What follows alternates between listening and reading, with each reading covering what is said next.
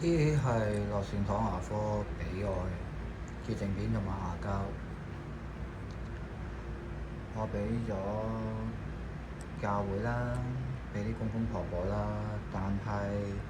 佢哋牙膠就唔係好需要喎，反而個潔淨片佢哋就要多啲咯。咁俾咗啲財商協會嗰啲啦，幸福協會嗰啲啦，咁佢哋都係俾啲老人家有需要嘅咯，但係唔係咁多咯，嗰邊就不過就佢哋啲博士啊嗰啲，佢成日都要演講嘅。咁自從俾咗佢，咁佢就可以黐住啲牙，唔使成日甩出嚟咯。咁都係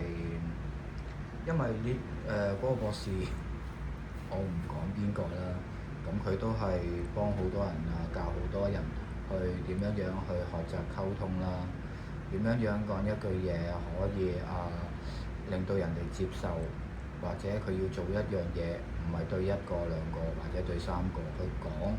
一句説話可以令到成件事即刻完成咗咁樣樣，即係佢要做嘅嘢可以做到咁樣樣咯。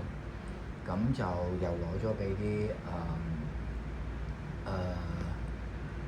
政府嘅機構啦，啲議員嗰啲辦事處嗰啲啦，